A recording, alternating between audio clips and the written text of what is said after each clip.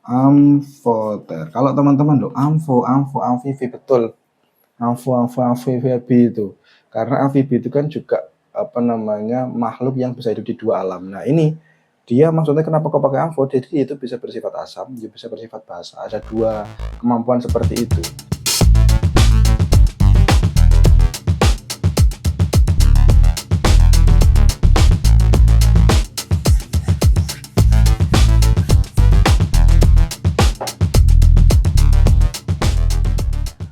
Halo teman-teman semua, selamat datang kembali di Baru Belajar. Alhamdulillah kita bisa bertemu lagi pada malam hari ini untuk melanjutkan pembacaan buku kimia dasar karya Bapak Remojang. Malam hari ini kita akan melanjutkan bahasa Bronsted. Setelah minggu lalu kita berbicara tentang asam Bronsted saja, karena memang sesuai dengan prinsip kita belajarnya dikit-dikit saja yang istiqomah.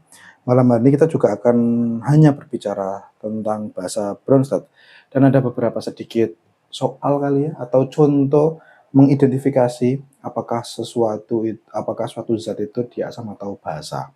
Namun sebelum kita mulai itu semua, sebelum panjang lebar kita berbicara, sebelum panjang lebar kita ngaji pada malam hari ini tentang buku kimia dasar ini, mari kita mulai ngaji ini dengan berkirim Fatihah. Yang pertama kepada kedua orang tua kita, yang kedua kepada guru-guru kita, dan yang ketiga kepada mu'alif kitab kimia dasar Bapak Remonjang.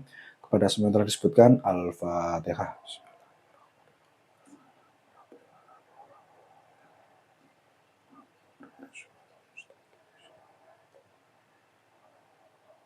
Amin.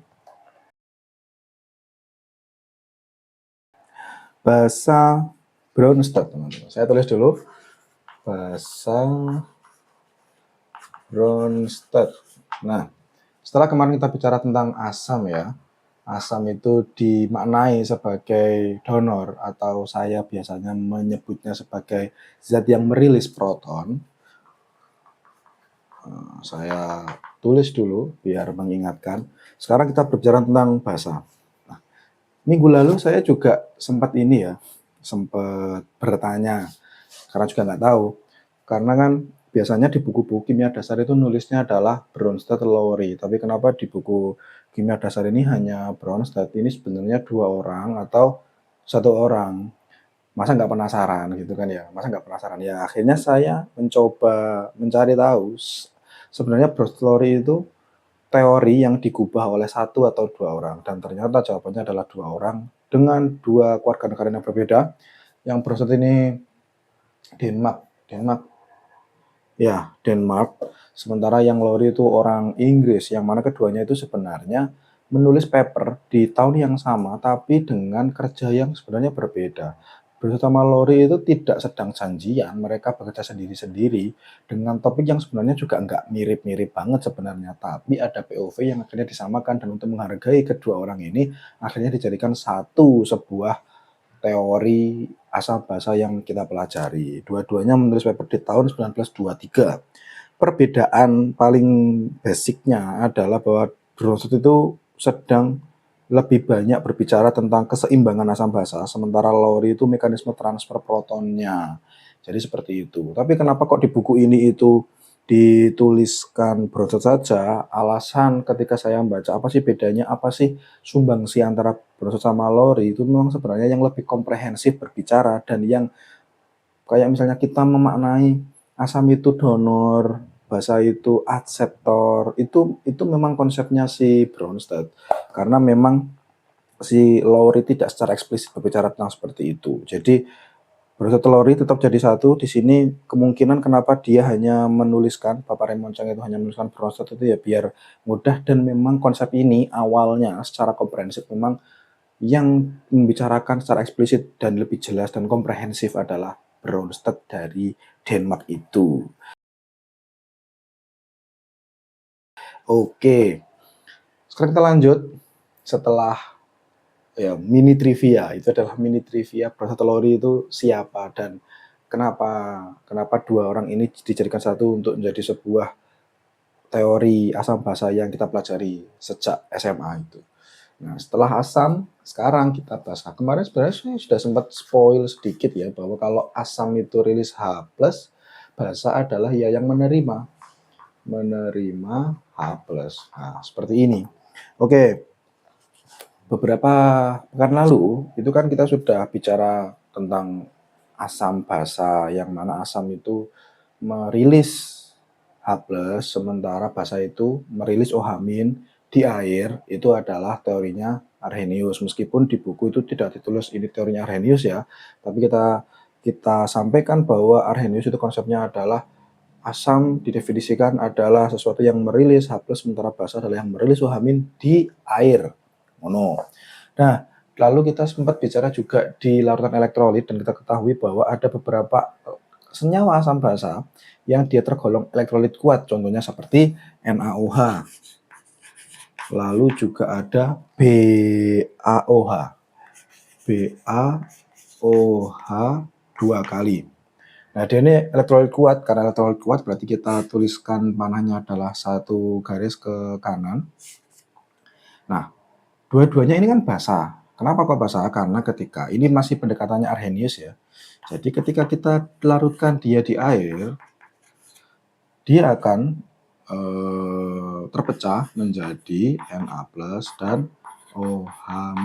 Nah, ini yang disebut bahasanya Arrhenius. Jadi ketika dia masuk ke air, dia akan merilis OH-. Nah, ini juga sama, dia akan menjadi Ba2+ dan 2OH-.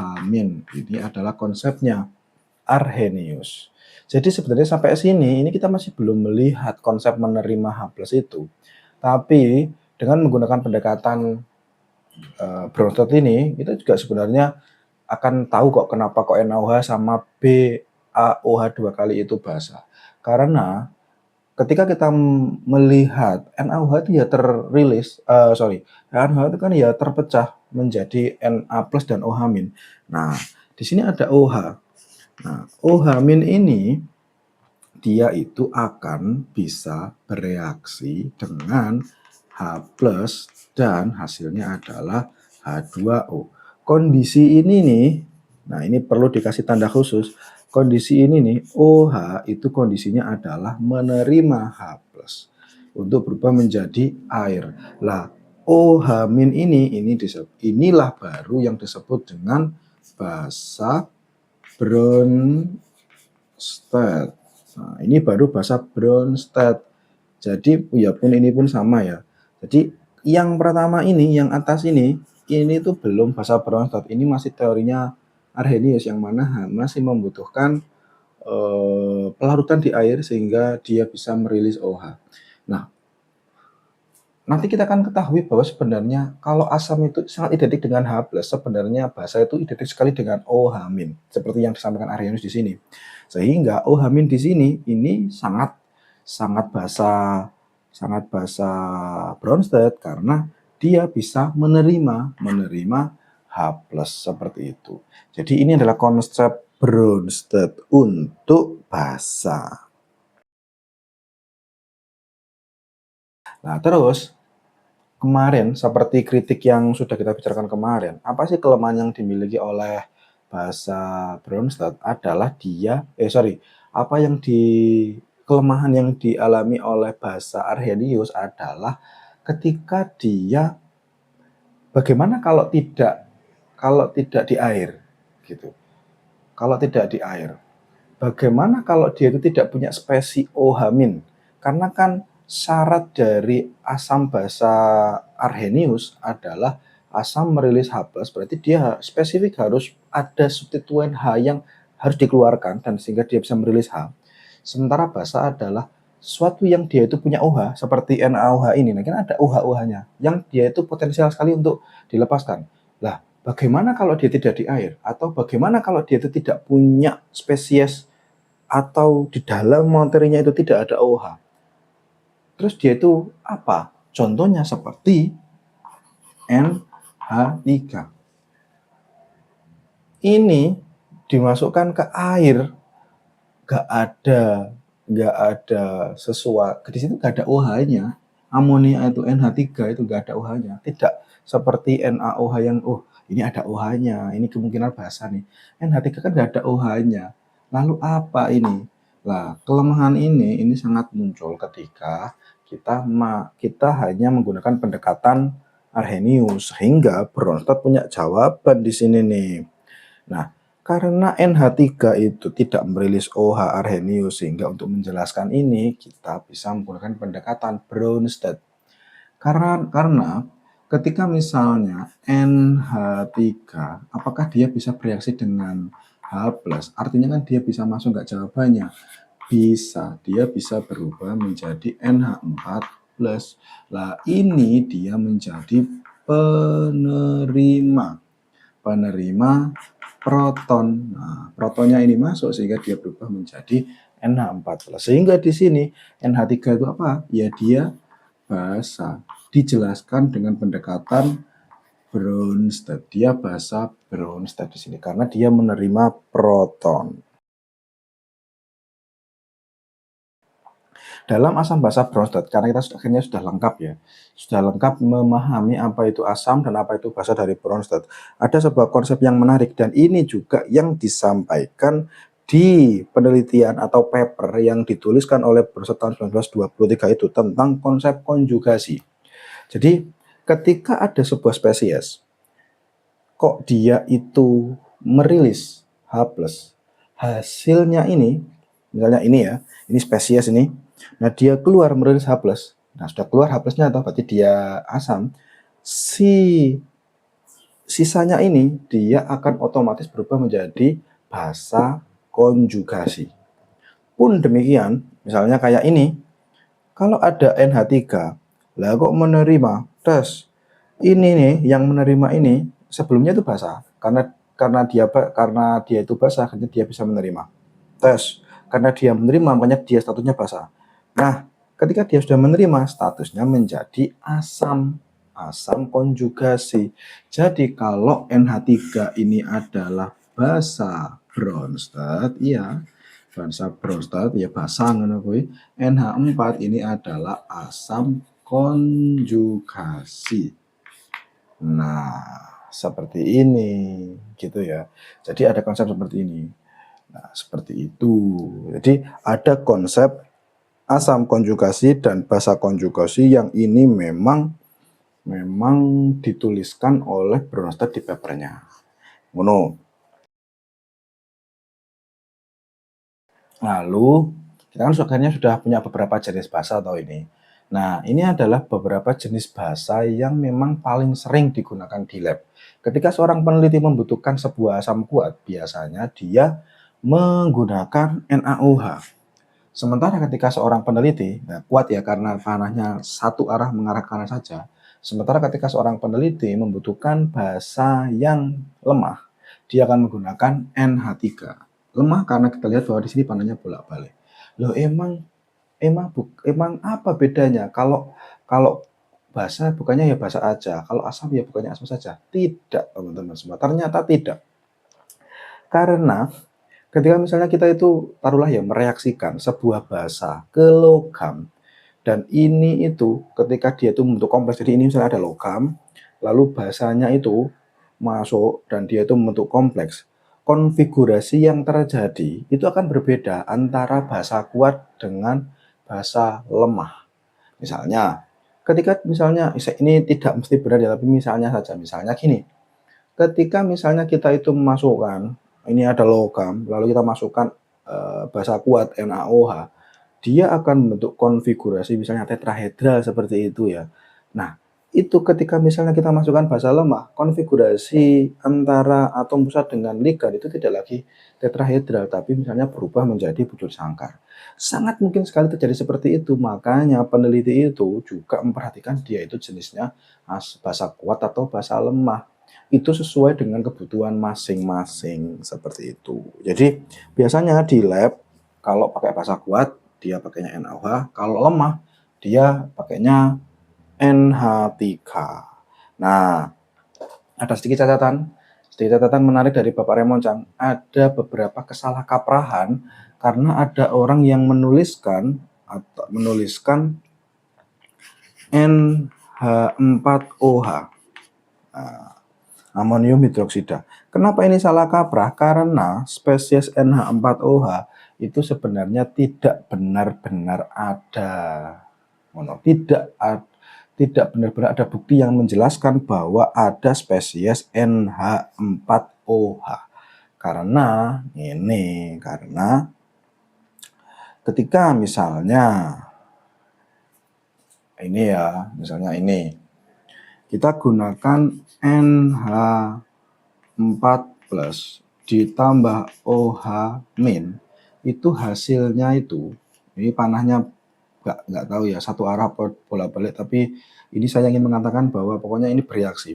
Hasilnya itu tidak menjadi, karena ini gampang saja NH4OH, NH4OH, NH4OH, nggak seperti ini, tetapi yang terjadi adalah reaksi balik yang ini. Jadi NH3 ditambah H2O. Ini H2O juga bisa sih. Ya, ini misalnya ini kasih H2O biar sama kayak ini ya. H2O dia masuk dan hasilnya adalah ini plus OH min. Seperti itu. Mono gitu ya. Jadi NH3 itu bereaksi dengan H2O. Nah, di sini ini H2O sebagai asam. Kalau kemarin kan H2O-nya sebagai basa toh. Nah, ini sebagai asam. Nah, habis ini kita bahas ini. Jadi NH4 plus ketika ketemu OH min itu reaksinya tidak lantas berubah menjadi NH4OH. Ini tidak ada buktinya kalau ini pernah eksis. Yang terjadi adalah ketika NH4 bereaksi balik seperti ini ya. NH4 bereaksi balik dengan OH kembali, itu hasilnya bukan NH4OH tapi NH3. NH3 dan H2O seperti itu. Oke. Apalagi ini? Oke, lalu ada informasi bahwa ya golongan 2A itu kalau menjadi basa hidroksida rumusnya adalah MOH2. Nah, terus dari golongan alkali tanah itu ya, golongan 2A itu yang menjadi basa kuat ya BaOH2 kali yang dia tergolong basa kuat. Nah, itu saja. Oke, itu beres. Jadi itu sedikit pengetahuan tambahan. Itu beres. Nah, sekarang kita coba bermain tebak-tebakan tentang suatu zat ini dia itu asam atau basa. Di buku itu juga emang ada soalnya. Yang pertama adalah di sini aja kali ya. Yang pertama adalah HBr. Dengan menggunakan Bronsted baik asam atau basanya, dia itu asam atau basa. Sebenarnya soal pertama ini kita bisa katakan ini mudah. Kenapa? Karena ada spesies H. Karena ada spesies H, berarti kemungkinan dia merilis H+. Sehingga kalau merilis H+, dia akan jadi asam. Jadi kan pertanyaannya gini, rilis H+, ya atau tidak? Kemungkinan ya. Apakah dia menerima H+? Masa iya ada H2Br? Kayaknya kok tidak. Nah, kenapa kok tidak? Karena koneknya sama Br, ini kan halogen, masuknya ya satu seperti ini, sehingga yang paling mungkin adalah ini. Toh di sini juga sudah ada H, berarti ini adalah kemungkinan asam Bronsted dengan reaksi HBr akan terilis menjadi H+ ditambah Br min. Asam Bronsted. Lalu selanjutnya NO2 min. NO2 min. Pertanyaannya sama, rilis H+ enggak? Orang H+. Gak ada H+, maksudnya mau rilis. Bisa terima H+, dia min, kan H+. Cocok ya. Kemungkinan masuk. Nah, kalau terima berarti dia basa. Berarti reaksinya adalah NO2 min ditambah H+, hasilnya adalah HNO2. Ini basa. Karena dia masuk. Oke. Ini nomor 1, dan ketok ya ini nomor 1, ini nomor 2. Sekarang nomor 3. Nomor 3 adalah HCO3. HCO3 min. Ya, HCO3 min. Oke. Apakah dia bisa menerima? Sepertinya kok iya ya. Apalagi menerima H+. Sepertinya kok iya ya, dia min ini plus. Jadi ini kayaknya iya. Apakah dia bisa merilis H+? Ini kewalik ya, harusnya merilis dulu ya, karena dari tadi sudah rilisnya ditulis pertama ya. Apakah dia bisa merilis H+? Kayaknya kok iya ya, dia punya H. Kayaknya kok iya. Loh, kok dua-duanya iya? Bagaimana ini? Coba kita reaksikan. Kalau menerima berarti HCO3- ditambah H+.